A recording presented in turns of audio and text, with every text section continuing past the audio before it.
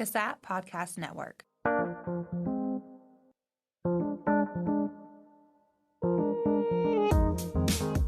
Welcome to Season 5 of CASAT Conversations, a holistic look at mental health.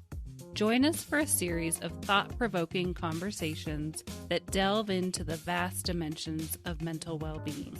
From the intricate link between physical, emotional, and spiritual aspects of well-being to the latest scientific research, practices, and therapies, we navigate the multifaceted landscape of mental health together. We hope you enjoy today's conversation. Today we welcome Fabricia Prado. Fabricia is a licensed clinical social worker and has her master's in psychology. She owns and operates Prado Counseling and Consulting. Welcome, Fabricia. We're happy to have you here today.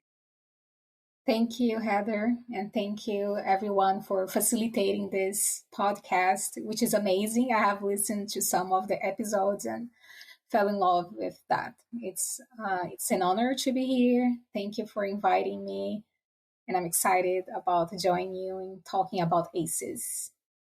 Thank you. So as we get started, please tell us about yourself and why you do the work that you do. So I start from how it all began when I was 12 and already knew I wanted to study psychology. I was clear about it. Part of that was my personality traits, things that I heard, from my friends, how I was a good listener. And part of that was also responding to my own difficulties, trauma, and things that I was going through. So I studied psychology in Brazil, which was a 5.5 years program, and then a master's in psychology. And when I came to the United States, I found out social work and enrolled in a master program in Georgia in social work, which was a very hands-on program. I had an internship starting my first semester, and being exposed to social work and to this type of work, I learned so much more about the population needs and prevention, and expanded that more individualized lens to psychological problems, let's say. And it was a very interesting learning experience because I speak Portuguese and Spanish, and I learned Spanish by actually responding to a need by going to community mental health and, hey, we're starting a Hispanic program. Do you want to join us? And started learning Spanish on my own with coworkers, working and understanding the needs of the population, the local population, Hispanics and Georgians overall. So I worked in community mental health, crisis, all types of experience with family and adolescents. And in this experience in community mental health, what I learned was that I was seeing so many problems, so many different diagnoses, and children, adolescents, especially adolescents. I worked for a while with adolescents coming with diagnosis of ADHD, for example, depression, several people coming after a suicide attempt, and they would call the crisis line, and the next day they would go to the clinic to see us. And understanding what clients taught me is that if you look underneath the root causes of this manifestations of all these things, substance use, right, that you are seeing and dealing with, these would lead us to some history of trauma. And by seeing this over and over and over, naturally, I was inclined to focus my studies, my specialization and understanding of trauma and my own experience as well, right? I also have a history of trauma. I also went through my own therapies and different ways of trying different therapy modalities to treat myself. And knowing what was working, what was not, understanding by my own experience of having symptoms and seeing what I was seeing others as well, And this just gave me this knowing that this is needed. If I want to help people with mental health disorders, I need to be very knowledgeable about trauma. I learned this very early on. So I started seeking more specialization. Now I am an EMDR certified therapist. I studied trauma-focused CBT. I'm always reading, learning about sensory experiencing and approaches that are focused in the body, and the importance of working and helping the body to heal from trauma. This has to be incorporated in treatment as well. I often refer clients to trauma-sensitive yoga and other types of movement and body-focused approaches that are it's so important to the treatment of trauma. I also became a program manager for a while, trying to expand treatment with telehealth in 2016, looking more at people in rural areas and people who don't have so much access to treatment. Became an ACEs, Adverse Childhood Experiences Master Trainer, and became part of Resilient Georgia, a nonprofit in the state of Georgia who is making effort to create a trauma-informed, resiliency-focused state. We have a large number of coalitions in almost every county in the state by now. And now, more recently, I am also developing training for the Department of Early Care and Learning, the call, and we're focusing in Georgia from birth to 5 and trying to help educating with trauma and memory. That's the course that I prepared, but also focusing on daycare workers, early childhood educators, and people who are involved with the care of young children, and teaching in Georgia. The common language for that is becoming more and more community resilience model, CRAM. And that's what has been taught throughout the state and it's a skills-based modality as an answer more for the community, because you learn how to apply that yourself and to others. So it's a more community approach to the treatment of trauma and prevention of trauma. Treatment because the skills are aimed at helping with self-regulation, helping with recalibrating the nervous system after trauma. It's focused on resiliency. It's focused on knowing the positive childhood experiences that can buffer the effects of trauma. And if the adults learn how to regulate themselves, they are in a much better position to help children to regulate themselves and then prevent the whole long-term effects of ACEs. So this focus is very important to me right now. I am not CRAM certified yet, but by the workshops that I am starting to do is with Dr. Jordan Murphy, and she is a CRAM certified behavioral pediatrician nurse, and she has a lot of experience providing these workshops. And our plan is in the near future to have these workshops translated to Portuguese and Spanish and expand that there are some daycares that we have located that worked with mostly Latino population, and we want to be able to provide this training for these daycare workers as well.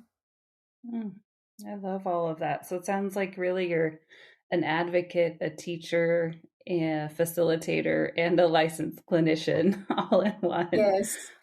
I tried. I cannot really stop seeing clients.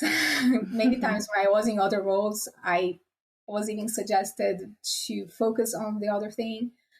But I think they are all correlated. And I learn so much from my clients. I learn so much from educating. And I have this passion for prevention too. I think prevention is key. And because I know how hard it is to treat, because I really know, and I know I can see the effects of trauma, and even one-on-one. And think about it, who has the privilege to have a one-on-one specialized in treatment of trauma therapist to stay with you for 1 year, 2 years, whatever you need to do that treatment to heal trauma. It's so hard, even with all of that privilege, it's so hard to treat trauma. And if we can prevent it, that we can just prevent it. If we can have more buffers, more positive childhood experiences, more understanding of what won't necessarily increase the risk of exposure to toxic stress developing to PTSD, that's that's the goal. That's what we don't need, that all the exposure to toxic stress develops into PTSD. And we don't need all that exposure either, right? We need to reduce the exposure and also do things in the middle to recover so it doesn't develop into something more chronic, including chronic illness, like physical illness, which is linked to ACEs as well. Absolutely. So much to talk about today. I'm excited. Let's start with diving into adverse childhood experiences. You know, our topic is a holistic look at mental health. And so, why even bring these together? Why bring these topics together? Yes, and this is a very important way to look at it holistically, as you're saying, right? Like how to look holistically to ACEs.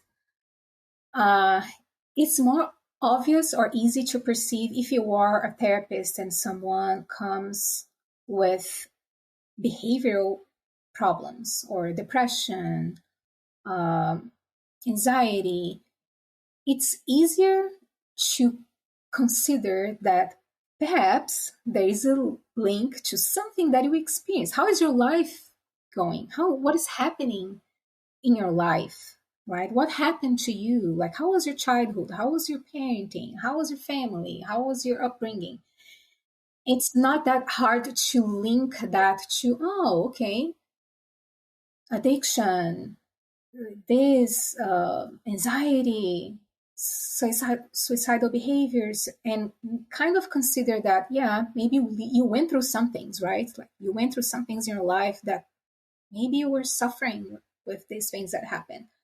When you look at physical health and someone showing up with asthma, pulmonary disease, heart disease, cancer, diabetes, all this, the link, it's already a little bit less obvious, right? Because of the split, because of the lack of seeing, the organism as a whole, and in treating as a whole, in looking at all the intersections, that it's all connected.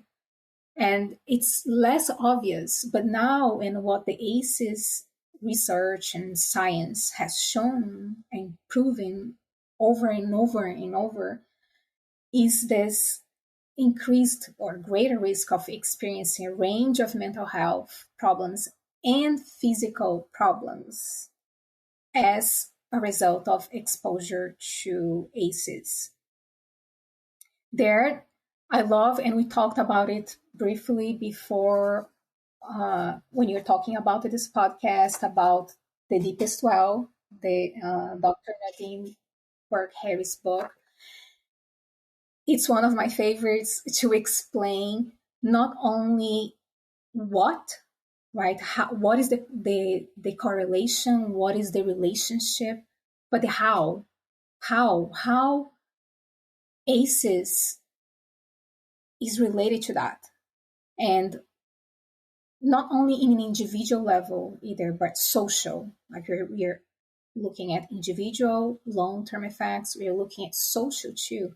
And you're looking and seeing how this interrelation happens, how one thing affects the others in different realms, even environmental, climate, even other levels like that are not directly measured by ACEs, poverty, bullying, um, gun violence, all these other aspects and factors that are part of the bigger picture of how the exposure to toxic stress increase risk of developing all this range of mental health and physical health and social and negative social outcomes as well. Mm-hmm. It seems like, in the mental health world, there's clearly a good grasp on ACEs. And as we look at promoting physical health as well, that's where there's quite a bit of room. And as you mentioned, Dr. Nadine Harris's book is a proponent of really having all pediatricians screen for ACEs as a way to be able to support those families, the young children living in those families, getting them access to resources, but also addressing those physical symptoms that can be really exhausting as a provider if you don't understand the root cause, going back to what you mentioned with trauma often being the root cause or toxic stress. Yes, it's very powerful. I agree with you. Like to see this community of doctors, pediatricians seeking this mental health, behavioral health integration and creating, addressing this, as you said, creating protocols, assessing, asking, including that in the intake form and being curious about it and seeing how all those physical symptoms had a story to tell. They were not just there out of, oh, genetics, oh, this is just happening, or this is like they all the symptoms they were looking at that had a story to tell, and looking at the community, looking at the well from where they were drinking, right? And what was a common denominators of, wait a minute, it cannot be so widespread like that. Where this is coming from? There is a source of something. There is something. There is the big equalizer, which is trauma, right? And not only in poor communities, not only in certain races or social-economic status, like these in all ACEs studies and ongoing studies with the BRFSS they do over the phone, like it's over and over confirmation of different levels of society, like it's pervasive, it's common, it's interrelated, and changing the lens and having this more integrative, multidisciplinary vision that allows, to see the person as a whole in all layers of life, social, individual, genetics, epigenetics, psychological, family, community, and being able to make sense of the experience in a holistic way, as you are explaining, like really seeing the root causes, the correlations, the integrations, and how through trauma and through the understanding of what trauma does in the body and how it has everything to do with the dysregulation of the stress response system in the body. That's what leads to the understanding of how this enters through here and affects everything else like that, how this creates this imbalance and how this can be restored.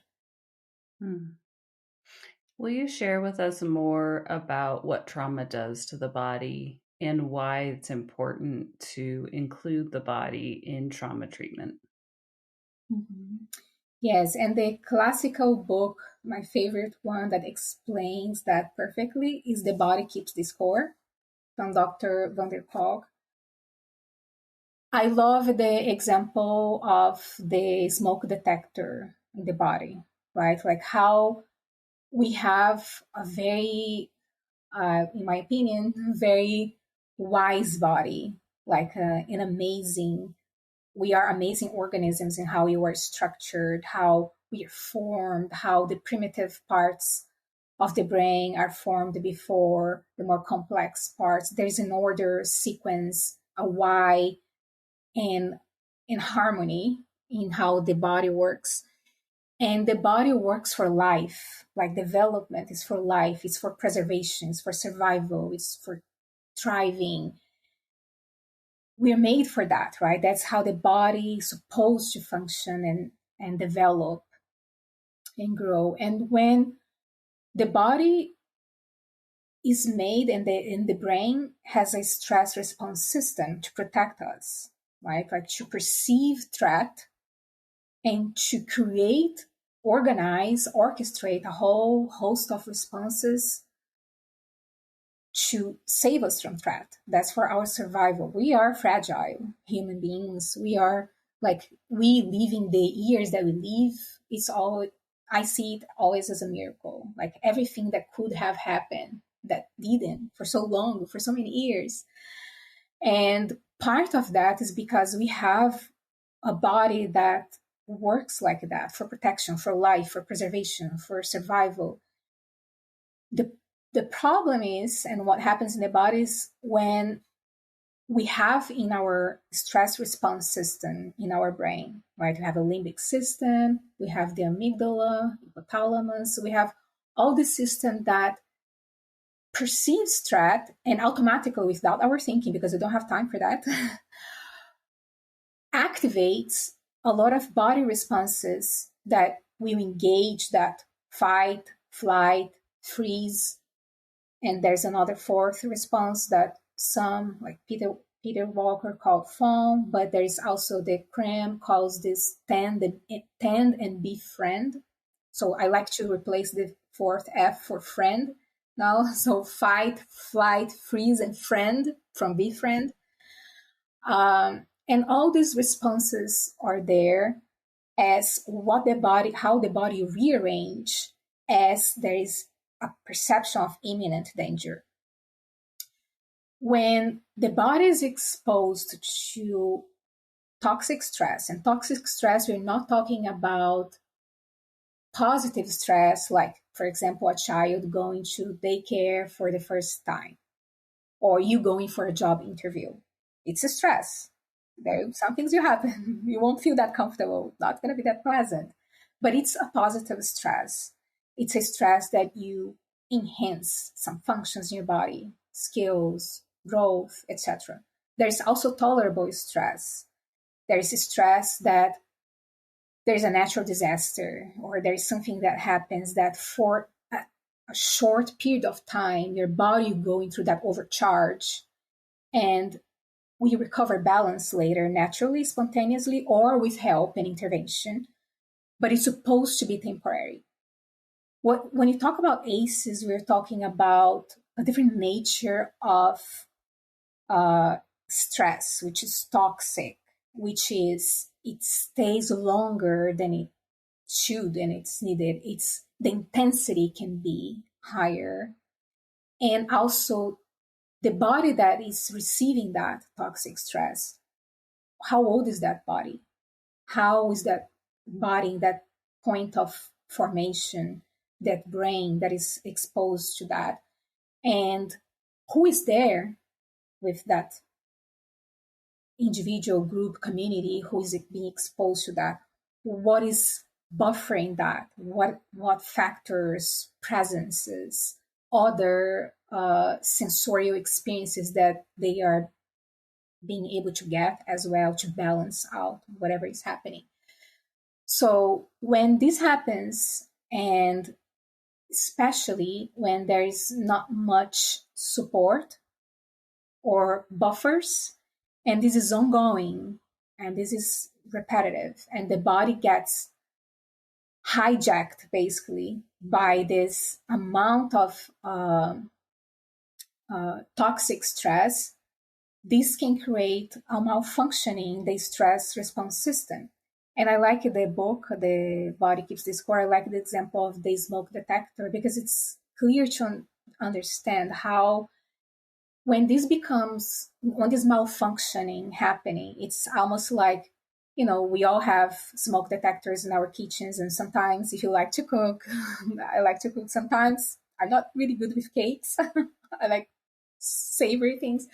But here and there, let's say you bake a cake and it burns, or something spills in the oven and it burns and smoke starts, coming up, or you burn a toast.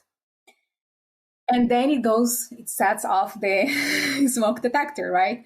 And then you start being annoyed, opening all the windows, stop it. You're like, stop it, stop it. Like, hey, the house is not on fire. You're screaming to the smoke detector. It's not on fire. It's just smoke. And there the thing is off and off and off and off. So it's almost like overly protective of us, right? Okay, I see smoke, off I go. Like, you have to survive, run. Like, there's fire.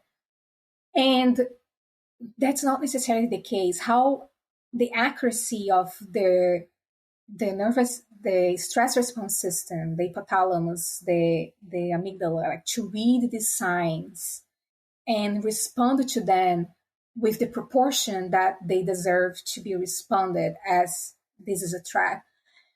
That's what overwhelms the whole system, because if this happens a lot, that you are exposed to this amount of toxic stress, especially early in life, this system, you become overreactive and you discompensate. You start 3 seconds of smoke. Can you imagine you are in your kitchen, 3 seconds of smoke, off, the alarm goes. It's exhausting, right? And that's what the malfunctioning is. It's a malfunctioning on the stress response system in the body, which is related to other systems in the body, hormone systems, immune system.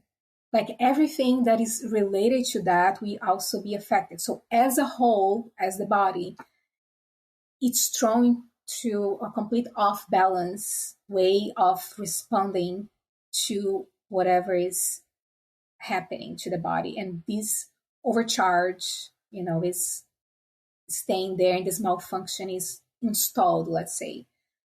So it does, and it can be recalibrated, right? It takes a lot of work. And there are other things too. I'm talking about the stress response system, but also memory. We need to understand how memory works and types of memory, how memory is organized. Because sometimes you're talking about the body, and sometimes we have implicit memory and explicit memory. Implicit memory is what we do mostly birth to 18 months of life. It's something that is more, it's the type of memory that is more sensorial, that is more, there's a memory being formed, but it's implicit. You don't have a story to tell yet. But all these things before birth, think about it, pre-birth, right? Things are happening. So many things are happening, sensations. And this is creating this form of memory that is being stored in the body. The body's preserving those things that you don't have a story to tell yet. Explicit memory comes later, and it's needed for learning and everything else.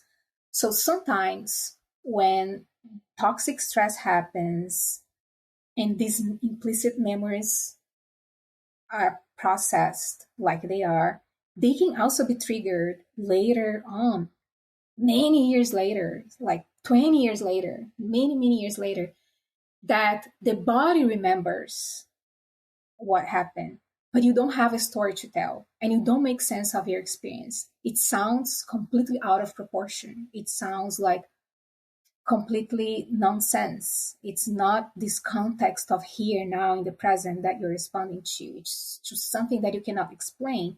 And part of that is because our bodies are also remembering, even without our volunteer action. Mm-hmm. How do you recommend supporting the body to heal from trauma? We need to develop a relationship with the body because when we go through trauma, we may also develop a relationship with the body that's not as friendly, but you may not necessarily like your body so much or refer to yourself, talk to yourself, and look at your body, and the smallest things, such as drinking water.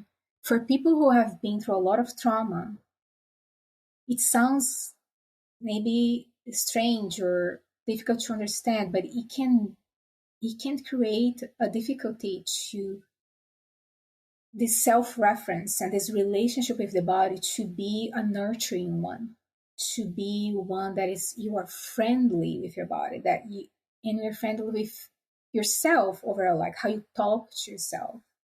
There's a lot of anger, resentment, blame, guilt, shame, especially because when trauma happens in childhood and children process trauma with a tendency, because it's protective, to take the blame. It's better in EMDR, we use some cognitive interweaves, and we always say, like, okay, you have to remember that the child, you prefer to believe that I am a bad child versus I am a child who is being neglected, or my parents are failing me, because they depend on the parents for survival. They cannot just run away and leave home and say, bye, you're not a good parent, I'm on my own now. Like, you can't do that, right? So the way the experience is processed and internalized is related to a number of core beliefs that are negative and that are taking blame and taking guilt, almost like I am bad, and seeking like an explanation, right? That protects what you depend to survive. So taking in the blame, the guilt, the shame, and etc. And this contributes to, unfortunately, like to a development of a relationship with self, body, and sensorially, physically, that's not as friendly or safe sometimes. Some people who experienced a lot of trauma very often don't feel safe in their bodies. There's dissociation that happens as another mechanism of defense to survive trauma, right? Like the dissociation is protective. It's like cannot be fully here present and dissociating. And that part and that emotional part that dissociated stays out of the way as an emotional part that's now not integrated with the personality anymore. Like this part has to be in the corner there, suppressed, cannot come up, so because it will interfere with the apparent normal part of the personality that has to function. And then this is what trauma does as well, right? Fragmentation. So and all that you're talking about is holistic integration. That's why it makes sense that you're asking about the body, because all these mechanisms of surviving and adapting trauma are they are adaptive. They are what made communities and people survive, but can become maladaptive. They can become it served you in the past. It served you for surviving, but now do you want to survive or thrive? And if you need to thrive, this is going to be on the way. And what is the path to with the body is seeking integration. And to seek this integration instead of fragmentation, the body needs to be able to rest, learn that it's safe to be in the body, learning that it can rest and relax, learning that it can experience different sensations stay in a state of calm, that it can see things going either to the high zone or low zone, like hyper arousal or hypoarousal. Hyperarousal like agitation, anxiety, panic, and hyperarousal depression, dissociation, numbness, cutting off emotions, isolation, and knowing that there are some things that can be done and with the body to help the body to restore and go back to the resilient zone, this self-regulation skills. Like in in learning that you have some control over your body. Because another thing that is stolen from people going through trauma is control, choice, control, power. So recovering that through the body, through knowing that, wait a minute, one thing I have control here, where I can learn how to, and this is my body. I can do some things with my body, small things, gesturing, shifting, things that will give the body an experience that is more neutral or pleasant, and staying with that neutral or pleasant a little longer until the body starts learning a new language, a new way of being, and being trusting that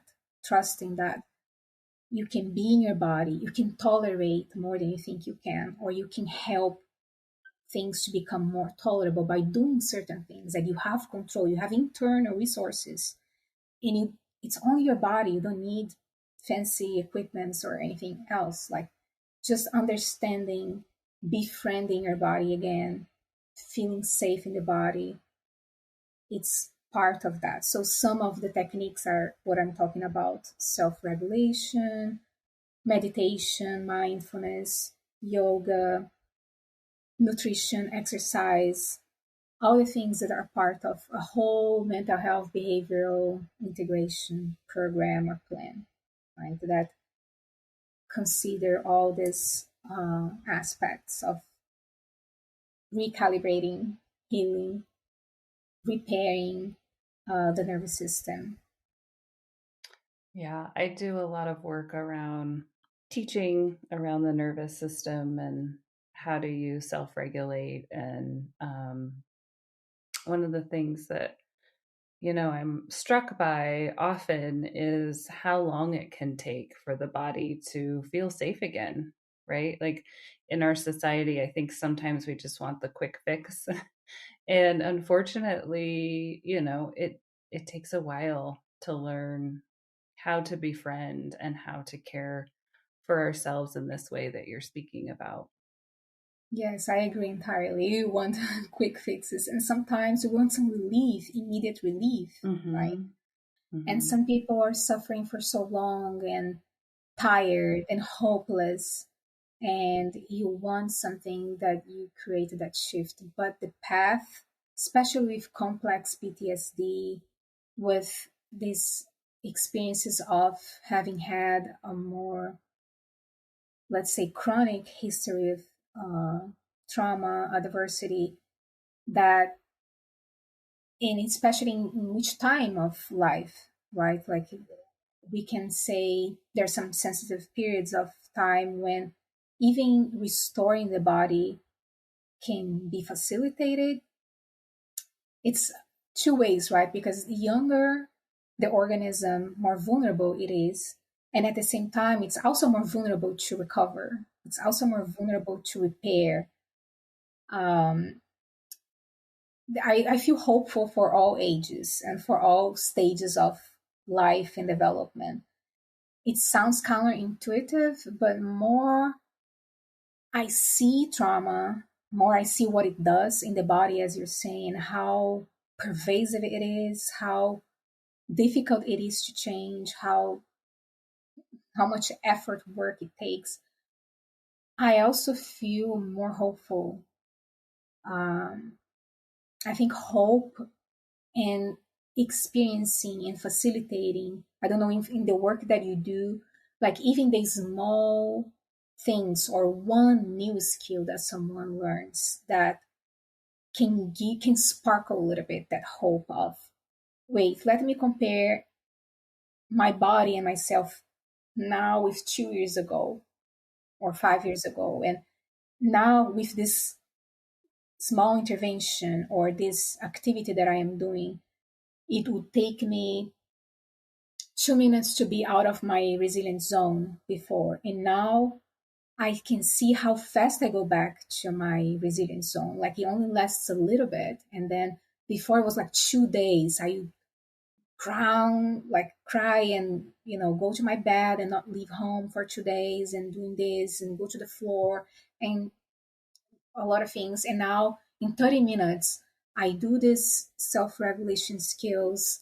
And when I see that intensity and the way the body was responding became less intense, became easier to go back to my baseline.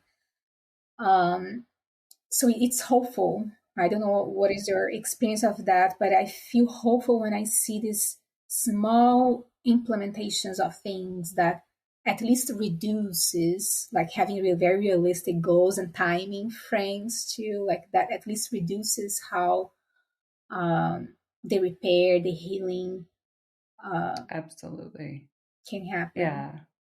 It is. It's like these small incremental shifts that happen over time, and without like paying attention and maybe having that reflected back to the person, right? It's hard to, like, sometimes it can feel all encompassing, and that nothing's changing, and yet there are these like little nuanced shifts that are, when doing this work, are really beautiful to witness, um, as a person learns to befriend the body again and find a safe place in the body.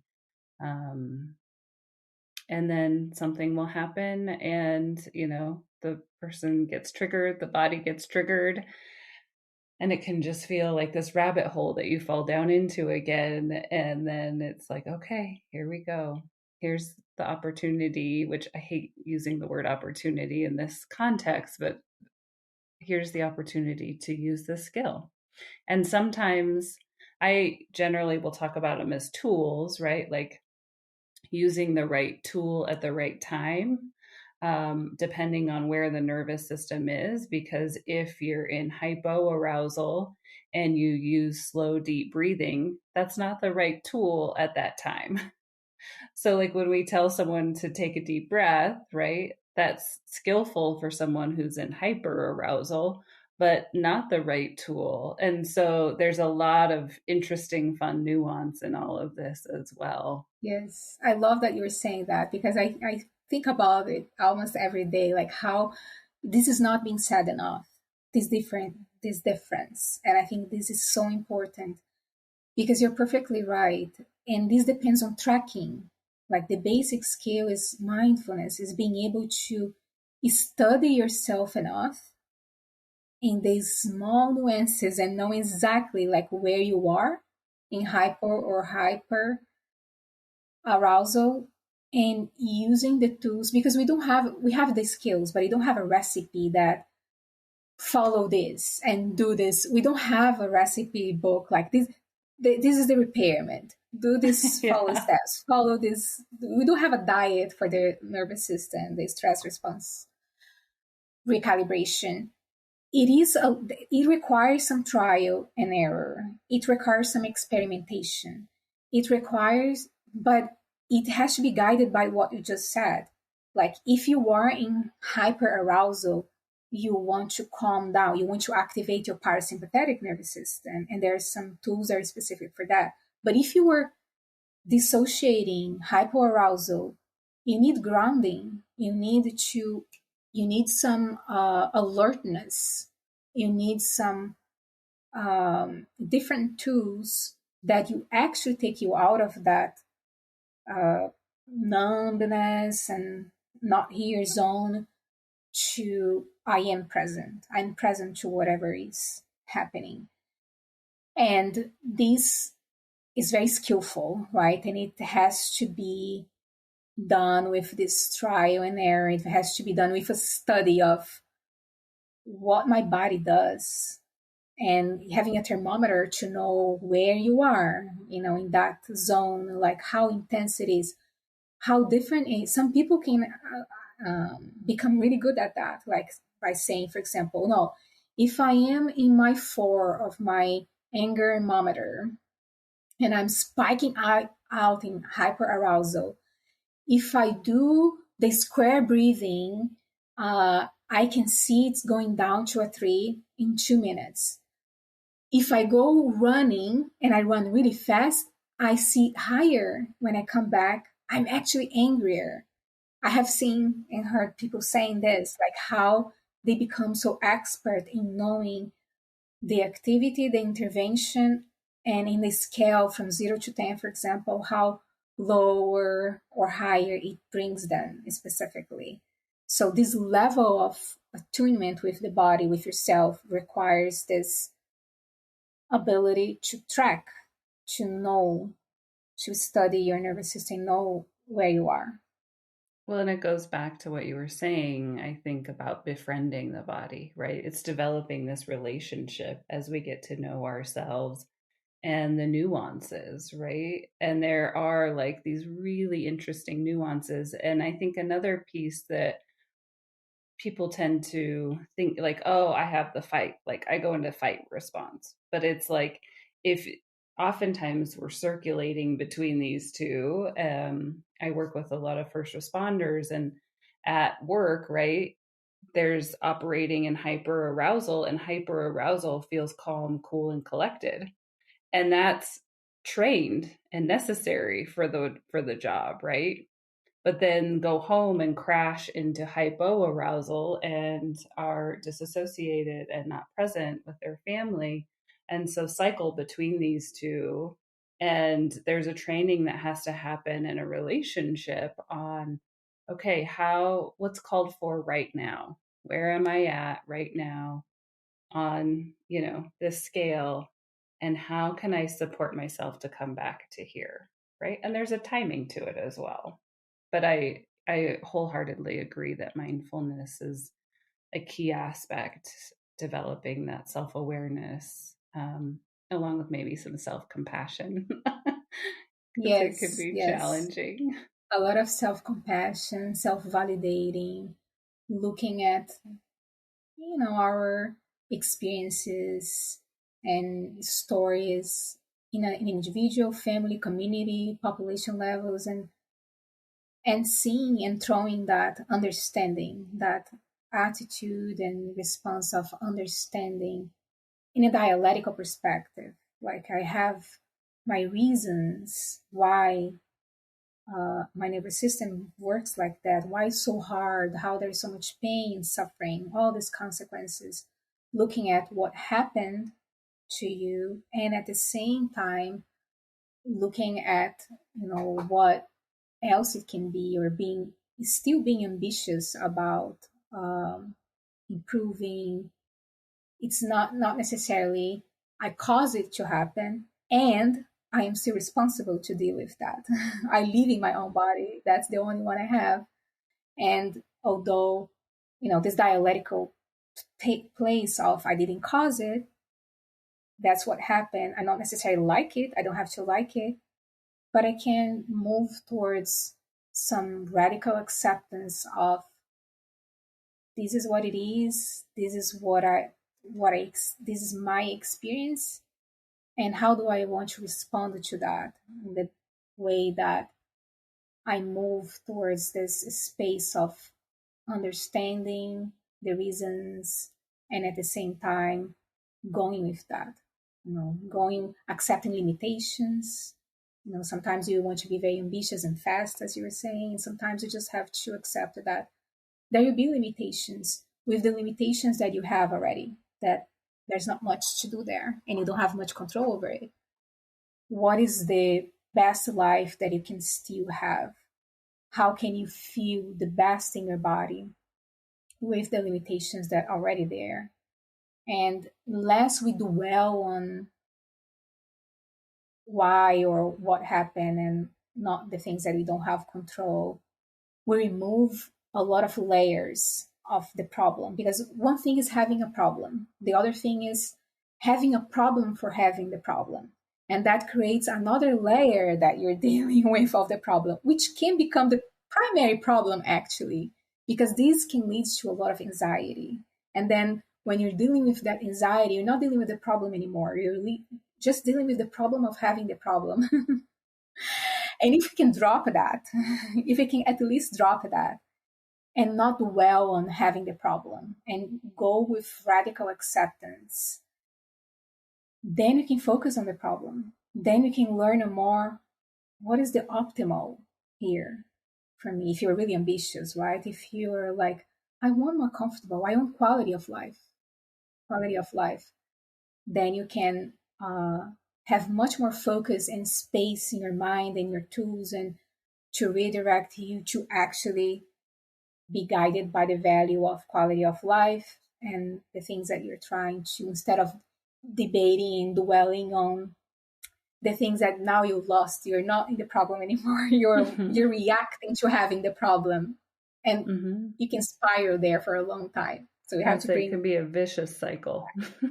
Yes, really vicious yes, cycle. yes, yes. I'd love to hear a little bit more about the childhood buffers. What are some of those buffers? Yes, so there are the positive childhood experiences. There are 7 factors. For example, feeling supported, having someone. It's very important to have someone outside of the family, like beside the parents, ideally, to function as this person who will provide support in difficult times, especially for children, for young children. It's very important to have someone like that. In some studies, especially with the Hispanic population, many times, quite often, this person is a teacher, this person is a coach, this person is someone in the community, a neighbor, or when cultures that extended family is so important, it can also be like an aunt. Aunts are so important. It can be, it can be anyone. It can be a neighbor that they trust highly. So more, there is community reciprocity, and this ability to exchange favors in the community, like some adults caring for other children and having that sense of belonging, community, exchanging favors between neighbors. This can be a very, very important protective factor. Feeling that you're able to talk to your family about your feelings, parents being able to give that space for children to talk about feelings, validate feelings, not shame feelings, or that, you shouldn't feel that way, or stop crying and start telling stories about how awful, how worse they had it 10 times, during their times, what they are complaining. But being able to talk about feelings in the family, participate in community traditions, having that sense of belonging, especially in high school. No, it's very important to try to protect everyone, not allowing people to be alone too much. I have a son, and he's 16. He's in high school, and he's really good at that. And we talk about it sometimes. Like, he sees someone, especially if it's from a new person starting late in school, for example, and then he invites them to sit with his friends, during lunch, and like having this look, teaching children like to have this look, like to look around, to see, like, when you're at school, who is always alone at lunch, like what, like, can you approach that person at some point, can you invite that person, can you bring something, a gesture, and give to that person. So this is very important, feeling supported by friends, and feeling safe and protected by an adult in the home as well.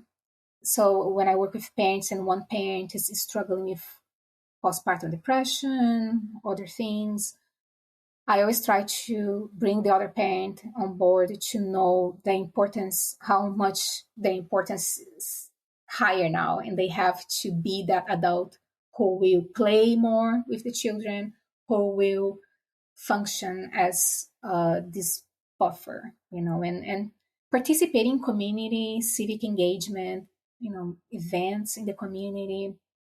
It can be small, but like a school event that is not mandatory, but you go and you start talking to other people, and, trying to be involved in what is happening in the community, volunteer work, like all these things, organizations that you can form that sense of I belong to a community.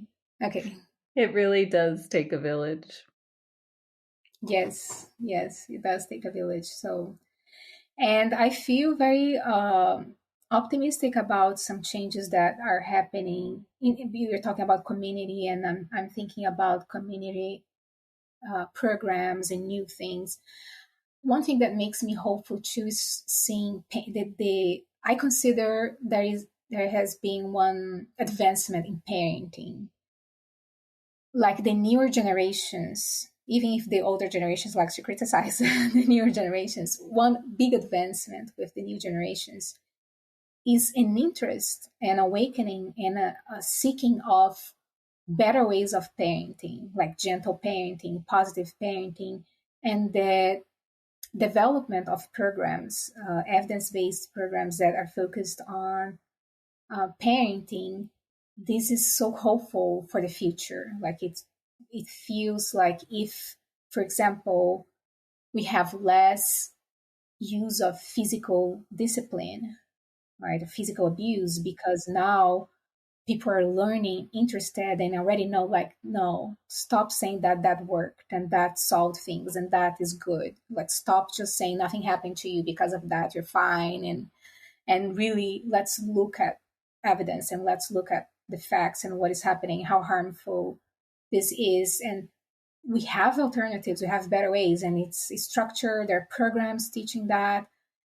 So the only if you only look at this, I'm just taking one ace, like one little thing, and looking at if we have a transformation as far as in a larger scale, in the community, society, with just reducing, dropping significantly physical abuse, that would be amazing. Like, and because ACEs are interrelated, they come in clusters. Like these will come together with emotional abuse, right? Because it doesn't make sense. Like like when a parent or someone is a caregiver is using physical abuse, they're not in silent using physical abuse. It comes with verbal abuse. It comes with a lot of other things too. So it if we see small improvements, or if you target one ACE, it can still be effective to a whole host of other things that can improve.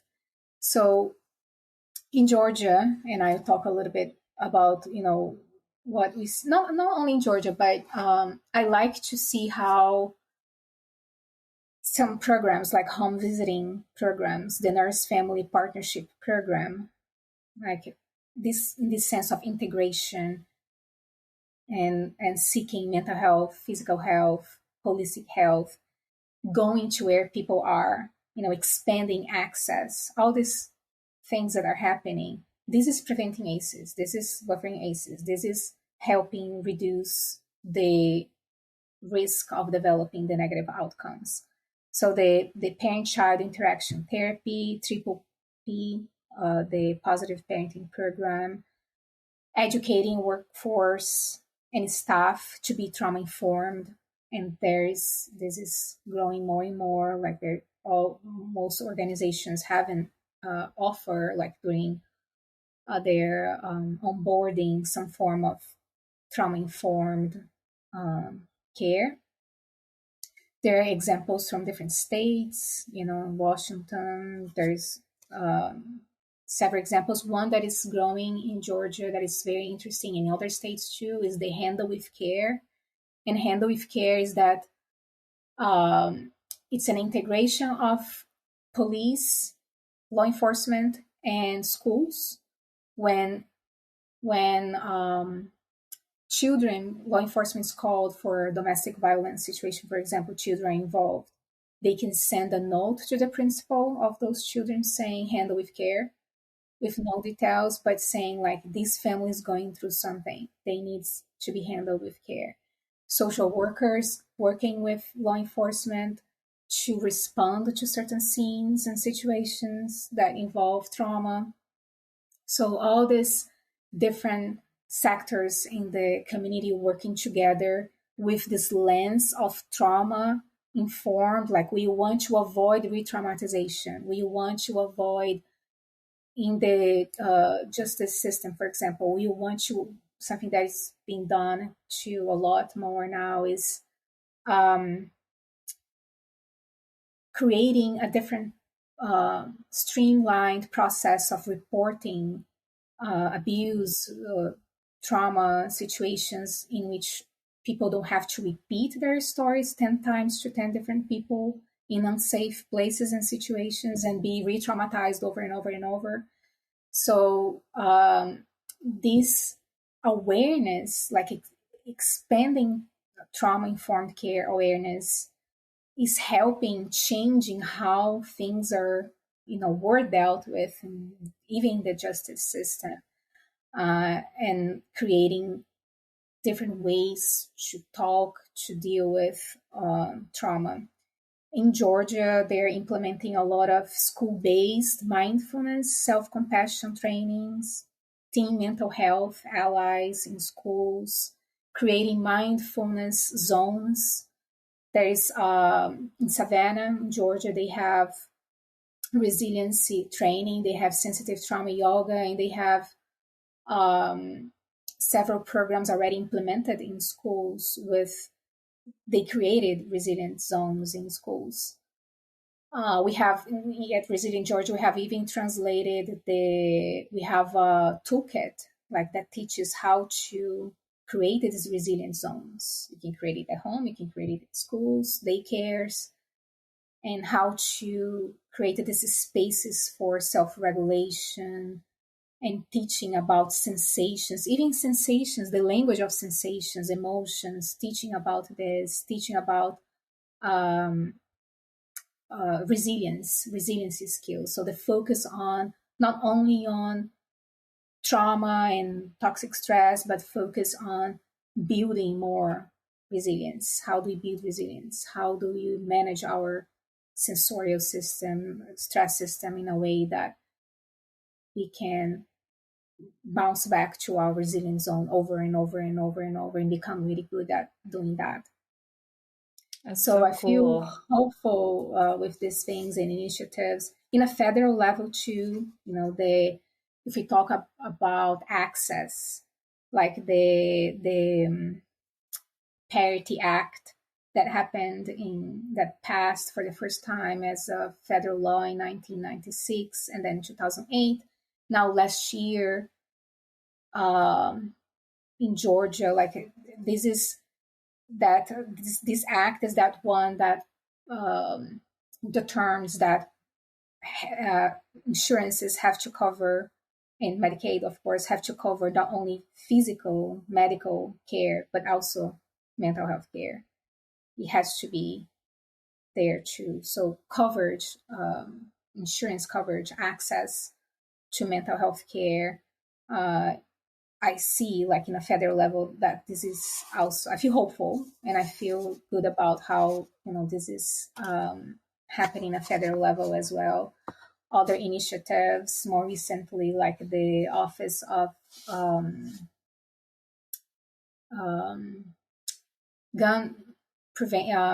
Violence Prevention and safety legislations that have to do with safety, and violence. I think that's also can be potentially a huge buffer for ACEs, like a smart response to ACEs, looking at communities and trying to reduce violence. That's there are many things that are happening that we can feel hopeful for. Mm-hmm.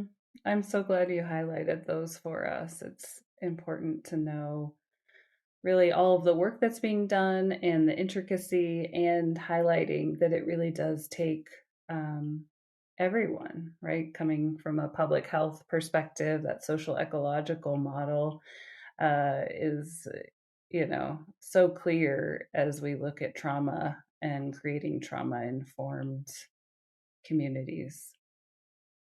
As we wrap up today, is there anything else that you want our listeners to know or understand?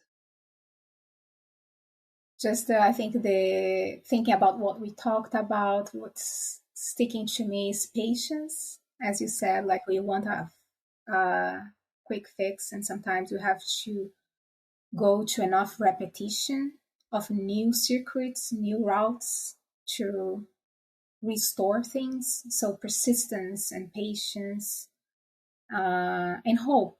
So I just wanted to live with that persistent hope, and repetition enough that we can start seeing some outcomes in ourselves, others, communities, and continuing advocate for, not stop talking about ACEs, not thinking that we have talked enough, that people understand enough, that the medical community, the justice system could, like, no, we haven't done enough. Like, you have to continue talking about ACEs. It may sound old for some people. Oh, again, someone talking about ACEs. Okay, I already know about the ACEs study and the ACEs. So I'm very thankful that you invited this conversation, because I think we have not talked enough. We have more to do. We have to talk more about. We have to remember, and you have to implement this in our meetings, in our agendas, everywhere, all the time. You have to be doing something that we are aware that this is ACEs. This is for ACEs. This is here. We are doing this because we are doing trauma-informed care. We are buffering ACEs. We are building resilience and resilient communities. Every single thing that we do, we have to be tying with that. We are doing, because it's not news. Like, it's shocking, like how this discovery, the ACE study and all the follow-up and ongoing studies saying, hey, do you want to look at something that is the root cause of a major thing that costs billions of dollars or more in the country? Do you want to look at it and consider, look at this? And we know already, we know since the 90s, we know since the 80s, I don't know, like, this is it. So we have to put more money into it. We have to put more advocacy into it, more attention, talk more about it, until, we start seeing that actually, it works when we address the root cause of things. Well, I appreciate you being a voice and an advocate for this really important topic, and really the root cause of so many of mental health as well as physical health manifestations from life experiences. And you've inspired me today. I just want to say this is work that I do, but you've given me some more examples of ways to get involved and expand the work in the community. And so thanks for being inspiring for me today. I appreciate it. Thank you. And I would say the same. Thank you so much. I enjoyed our conversation. I also feel inspired.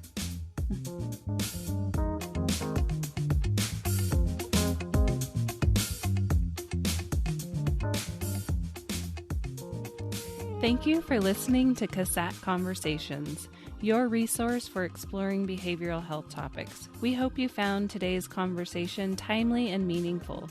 Please share this podcast with your friends and colleagues. If you want to learn more, visit us at our blog at casatondemand.org.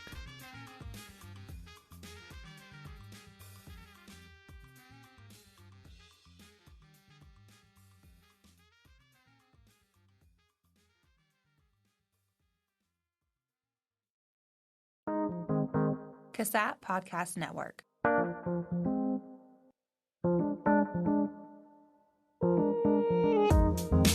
This podcast has been brought to you by the CASAT Podcast Network, located within the Center for the Application of Substance Abuse Technologies, a part of the School of Public Health at the University of Nevada, Reno. For more podcast information and resources, visit casat.org.